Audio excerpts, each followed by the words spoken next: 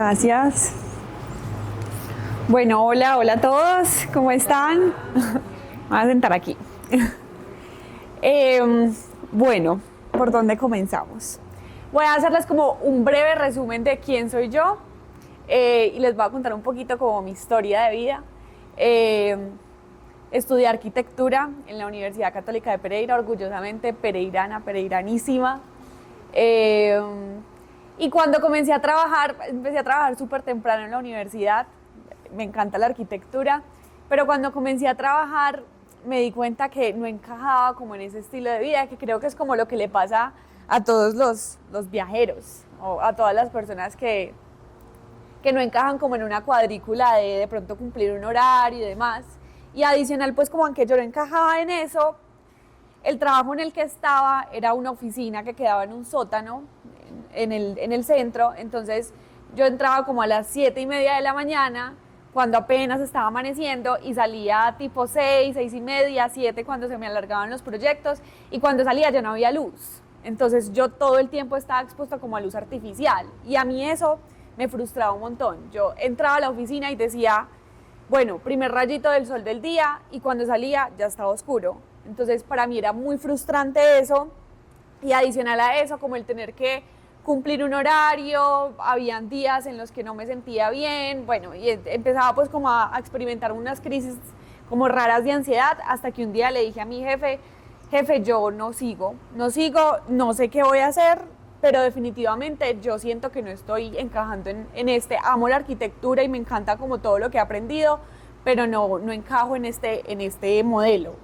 Entonces mi jefe me dice como, bueno, Cami, ¿qué es lo que no te gusta? Y yo le dije, no me gusta entrar a un búnker, sentarme todo el día en un computador y salir de noche. Entonces me dijo, como te voy a mandar a obra.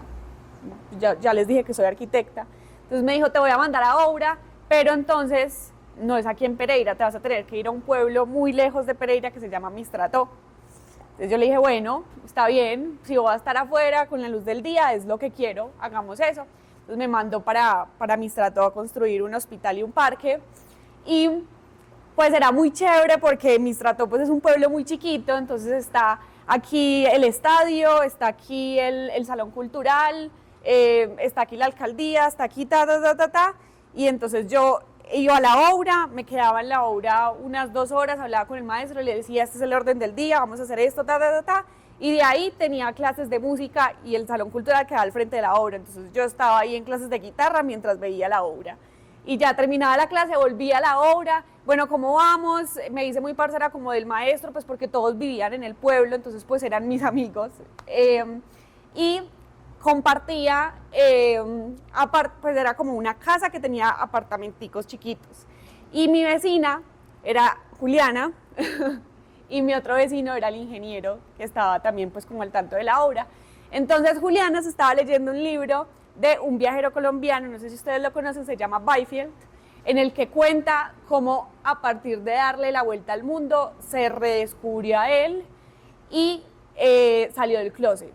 Entonces dijo, a mí definitivamente me gustan los hombres, y fue contando como todas sus historias de vida, de cómo empezó con esta chica, conocí a esta otra en otra ciudad, y después como que definitivamente no conecto con esto, no sé si es esto o esto otro, y al final pues el man terminó la vuelta al mundo siendo una persona completamente diferente a la que empezó, porque también era un empresario pues como de corbata, súper ejecutivo, que era todo lo contrario a lo que es ahora, ¿cierto? Entonces Juli se estaba leyendo ese libro y me lo prestó, y cuando yo iba como por la mitad del libro le dije, parce, ¿sabes qué? Cuando termine este libro voy a renunciar y me voy a ir a darle la vuelta al mundo. Y por las noches nos reuníamos y yo le decía, bueno, yo creo que esta va a ser mi ruta, pero solo tengo un problema, y es que no tengo suficiente plata. Igual aún así con todo y eso, cuando terminé el libro efectivamente dije, hasta aquí llego, voy a renunciar. Además que la vida en el pueblo era deliciosa, pero a mí me frustraba mucho los fines de semana tener que venir a Pereira, Mistrató queda como a 4 horas de aquí, y estar sábado y domingo, y el domingo tener que regresarme al pueblo. Y la vida en pueblo es lenta, monótona, entonces ya estaba también como un poquito cansada de eso. Entonces, bueno, yo renuncio y comienzo mi vuelta por Sudamérica. Y bueno, ya de ahí en adelante pasan un montón de cosas y creo que en ese momento yo digo como, bueno, me volví nómada. Ya me extendería mucho si les sigo contando la historia, pero entonces digamos que voy a ir como dando cositas de que, como de experiencias que tuve alrededor de este viaje y de lo que es mi vida hoy en día, pero antes entonces quisiera como encajarlo con un ejercicio que me gusta mucho. Las personas que ya lo hayan hecho me levantan la mano y no lo hacen porque dañamos pues como el ejercicio para otras personas. Entonces les voy a hacer acá. ¿Hasta aquí vamos bien? ¿Todo claro? Yo hablo súper rápido. Si voy muy rápido me dicen. ¿Cómo es que era la herramienta? Puede ser, no, puede ser aquí. Esta de notica. Para escribir esta. Para escribir. No. Creo que es esta. No, porque esas son las formas. Esta es de seleccionar, esta es nota adhesiva. Ven, si no, con formas lo podemos hacer. Creo que no hay lío. Ahí eso. está. Listo.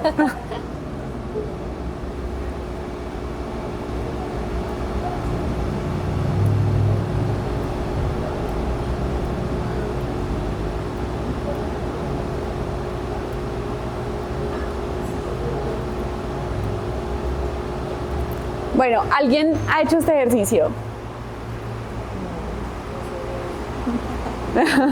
Bueno, tú no lo haces. ¿Alguien más lo ha hecho? ¿No? Bueno, entonces esto son puntos. Eso que ustedes ven en la pantalla son puntos. Necesito que salga una persona y me ayude con el ejercicio. Cualquiera que se anime. Es cortico. A ver. Entonces lo que tenemos que hacer en este ejercicio es con 4 líneas unir todos los puntos. Ay, 4 líneas. Todos los puntos. Sí. Pero puedo pasar sobre ellos. Puedes hacerlo como quieras. Tienes que unir todos los puntos con 4 líneas. Si quieres darlo al principio, inténtalo y si no nos funciona lo volvemos a hacer. No lo pienses mucho, hazlo como...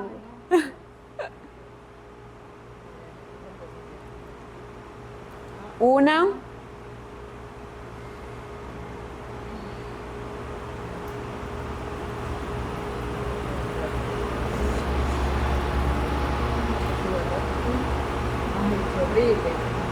Bueno, hay 2. que se vaya. No da. 3. Y aquí no me da para esta. No, hay que eliminada. 4. Bueno, eliminada. ¿Quién más lo quiere intentar? Pero me arriesgué. ¿No cambio? Sí, una Z.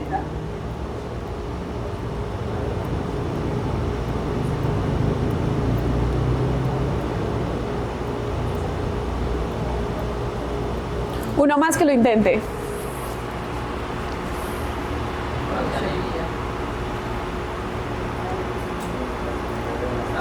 Y sí se puede. No. Se puede.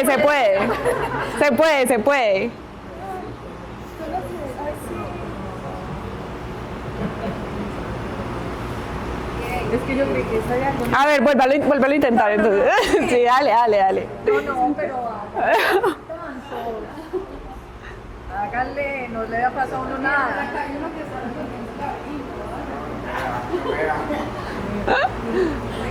en este mundo creativo las líneas no son simplemente líneas fijas. 1. No sale. Ah, no, Que no está activo. No está. El pantalla. 1, 2. Uy. Eso. Puede ser. Pero eran 4 líneas, hiciste una sola.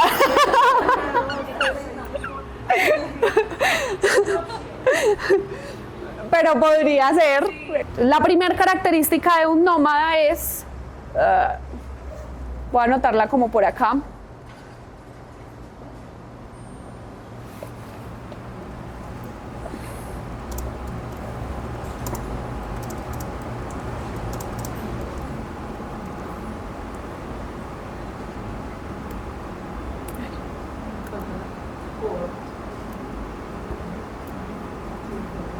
bottom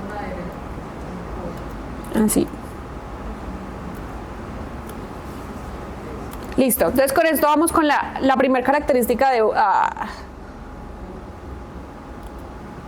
Listo. La primera característica de un nómada es salir de la zona de confort. Entonces, bueno, ¿qué pasa cuando el pececito salta a ese sinfín a ese 80%? Y yo creo que no es el 80% porque igual en la medida que sales de tu zona de confort vas creando nuevas, no creas nuevas, sino que amplías tu zona de confort. Entonces, pues aquí está el océano, después hay algo más grande, después y siempre estás como aprendiendo nuevas cosas, ¿cierto? Pero entonces cuando el pececito salta, de pronto caemos en el error de idealizar ese salto y de idealizar que esa nueva zona de confort, pues bueno, ya salí de la mierda, ya todo va a estar bien. Pues no, porque afuera en el océano el pececito ya se encuentra con depredadores, entonces en el océano hay tortugas, hay ballenas, hay tiburones y todos los depredadores del mar se lo quieren comer a él. Y adicional a que hay depredadores y se tienen que enfrentar a eso, pues se nos olvidó decirle al pececito que aquí en el océano no le van a dar comida 2 veces al día, sino que él la tiene que buscar, ¿cierto? Entonces aquí está la segunda característica de un nómada, y es que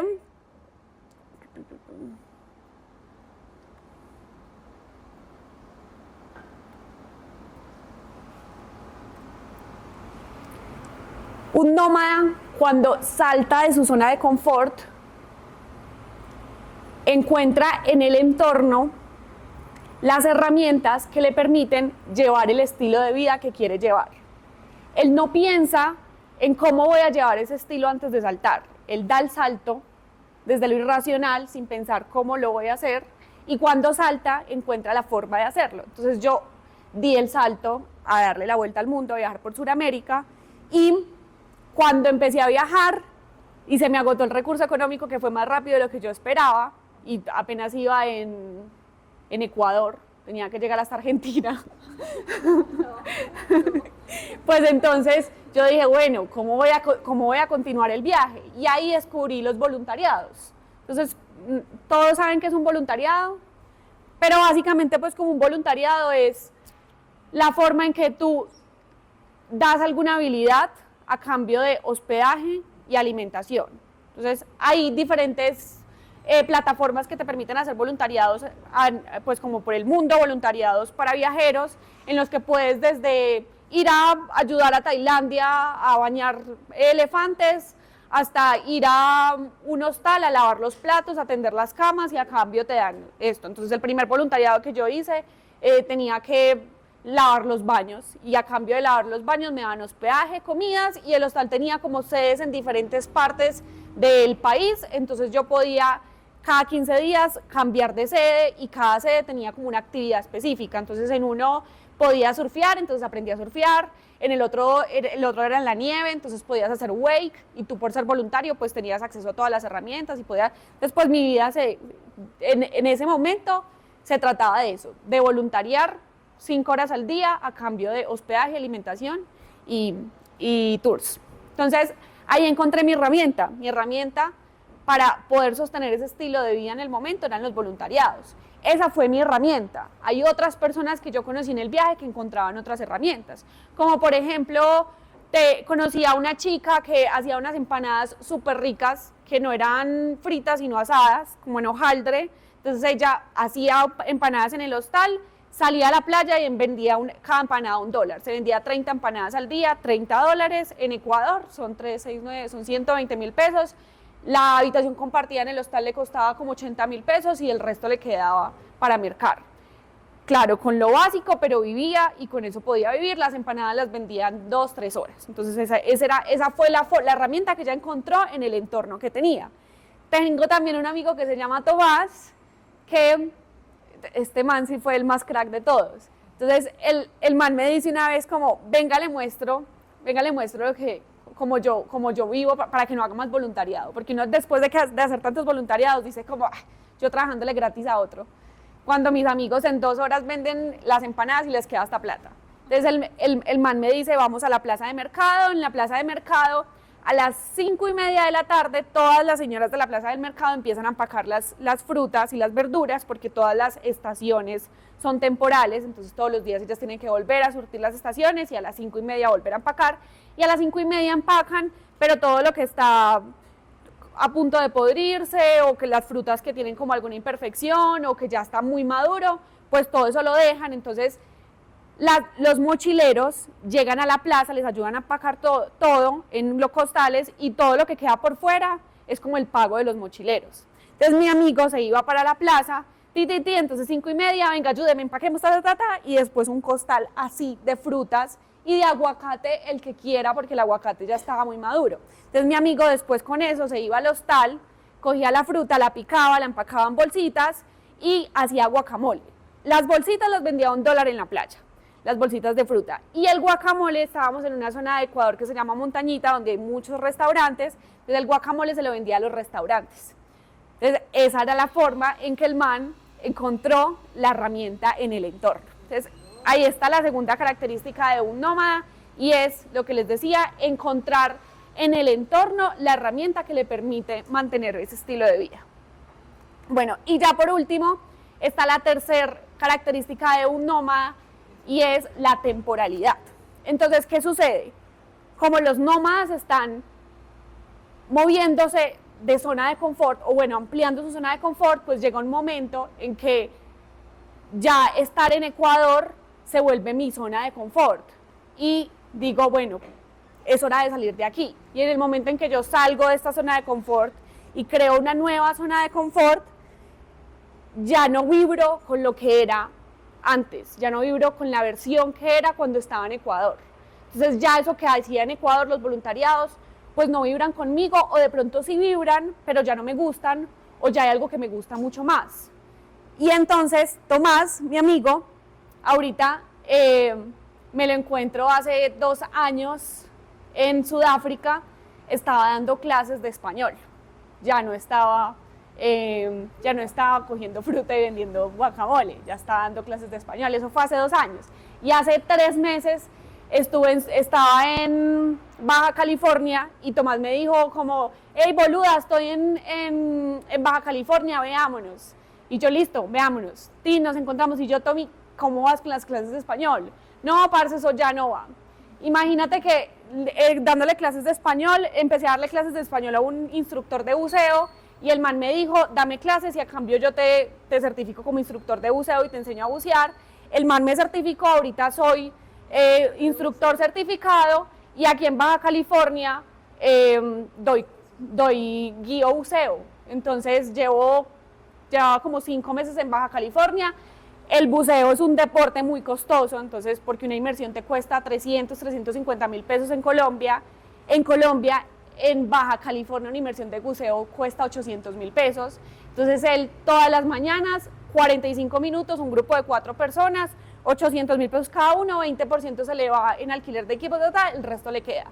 El man ahorita vive del buceo. Seguramente si yo me encuentro a Tomás en 2 años, ya está haciendo otra cosa completamente diferente. Entonces, esa es la tercera característica de un nómada, y es que esa temporalidad le permite desarrollar nuevas habilidades que hacen que en la medida que vas ampliando tu zona de confort, pues entonces ya vibras con nuevas cosas y adquieres nuevas habilidades. Entonces yo hoy en día, por ejemplo, si bien me dedico a la arquitectura, siento que nunca aprendí a hacer manillas. Las clases de guitarra fue todo un desastre porque yo definitivamente no soy musical o no doy con los instrumentos. O bueno, eso es un limitante que tengo, pero no se me facilita tanto, pero puedo ser instructora de buceo, puedo ser instructora de paracaídas, puedo dar clases de español, tengo todas las habilidades para administrar un hostal porque sé cómo se mueven. Soy creadora de contenido, sé editar, entonces tengo un montón de habilidades que sé que puedo explotar y seguramente que si mañana digo ya creé mi nueva zona de confort y voy a salir nuevamente de ahí, voy a tener una habilidad más que descubro en el camino. Entonces no sé qué es nómada, no tengo como un concepto, no sé cómo encasillarlo en algo, pero sí sé que tiene esas 3 características que les acabo de mencionar. Bueno, y esto fue como la historia para explicarles para mí qué significa nómada. No sé si ustedes tienen alguna pregunta. Yo quisiera, ¿desde qué año empezaste a hacer nómada? ¿Ese qué año fue? Eso fue antes de pandemia, por ahí un añito antes de pandemia. 2019, bueno, antes del 2019 En la universidad, cuando estaba en 9º semestre, dije, no aguanto más la arquitectura, estoy cansada de que me dañen las maquetas, sus profesores los detesto, voy a dejar la carrera. Y todo el mundo, ¿cómo así? ¿Te falta un semestre? Entonces dije, no importa, me voy para Cuba, me fui para Cuba y ahí descubrí con una prima que es mochilera cómo es viajar con bajo presupuesto. Y estando en Cuba me contactó una universidad española, la Real Academia Española, y me dijeron que el proyecto de grado que yo había sustentado en arquitectura, en 9º sustentas un proyecto de grado y en 10º desarrollas la idea. O sea, el proyecto, por decirles algo, si mi proyecto de grado fue un estadio y toda la sustentación de por qué un estadio, en 10º ya desarrollo el estadio. Entonces, la Real Academia me contacta y me dicen, queremos publicar tu tesis y a cambio te damos una maestría. Entonces, eso me motivó a regresar de Cuba para graduarme y dije, el plan es, como la maestría es en España, empiezo Sudamérica, cuando llegue a Argentina compro tiquetes para llegar a España y en España comienzo la maestría, porque igual siempre me daba susto como el no tener una profesión, que creo que es de pronto algo que nos implanta el sistema, como que debemos ser profesionales como en algo, ¿cierto? Entonces, ahí empiezo pues como un montón de conflictos. Bueno, después empieza mi vuelta a Sudamérica, me coge la pandemia me coge en Perú, con todo cerrado, todos los vuelos cerrados, no habían hoteles, entonces empezar a devolverme a Colombia y como no habían ni vuelos, ni buses, ni hoteles, entonces en la carretera haciendo autostop me demoré 8 días para regresar a Colombia y creo que ahí fue que yo dije, soy nómada, me volví una nómada, porque cuando llegué a Pereira no encajaba en estar en un solo lugar, nuevamente volví a buscar trabajo, ese trabajo no me duró un año porque no era capaz como de seguir esa retícula, ahí fue que emprendí como arquitecta y creé mi empresa de arquitectura y bueno, eso más o menos ahí fue como mi inicio. Entonces ahora tienes la empresa y sigues viajando. Ahorita tengo una empresa de arquitectura aquí en Pereira, se llama Cumbre, nos pueden seguir en redes sociales, Cumbre con K. Y también soy creadora de contenido de viajes, entonces como creadora de contenido tengo muchas marcas que me patrocinan, entre esas está GoPro, está Corona, está Toto,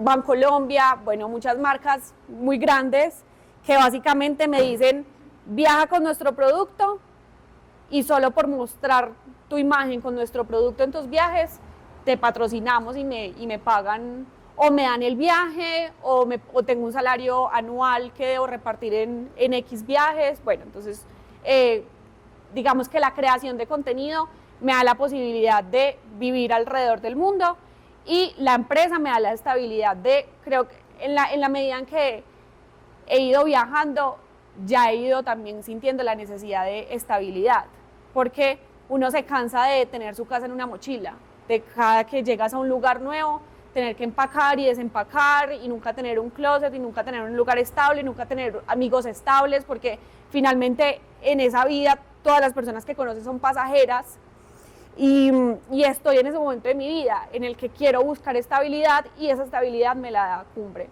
que es mi empresa. A mí yo tengo otra pregunta.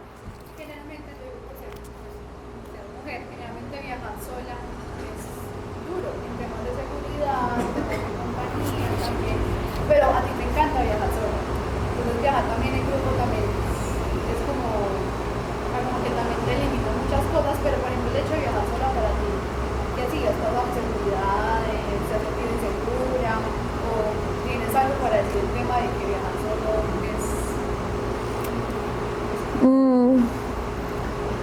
Yo creo que nos hemos creído ese cuento de que las mujeres somos vulnerables. Para mí, viajar sola y como mujer es una ventaja versus los hombres, porque las mujeres dominamos el mundo, o sea, y más uno estando sola. Todo el mundo, entonces te encuentras a alguien en el camino, una familia, y como te ve un poco más vulnerable, entonces te quiere acoger, te quiere invitar a esto, en Estados Unidos me encontré una familia, estaba como en mi momento caótico de qué estoy haciendo con mi vida, porque estoy haciendo esto, porque estoy pasando incomodidades y en mi casa tengo todo, y me dicen, ven, quédate en nuestra casa, me invitaron a Orlando, me llevaron y así en los viajes me he encontrado un montón afuera. Creo que el 99% del mundo es bueno y de eso te das cuenta cuando sales. Entonces, claro, he pasado por circunstancias que yo digo, en las que me siento muy vulnerable.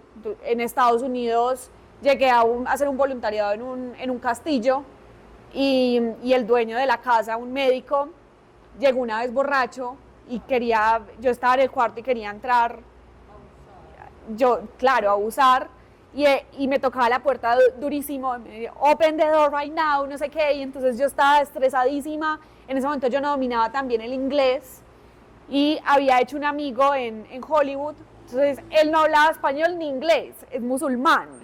Entonces yo llamaba a Nes y yo le decía en inglés, en español, en todos los idiomas, como, marica, estoy en problemas, pero estoy frustrada porque no sé cómo putas explicarte lo que me está pasando.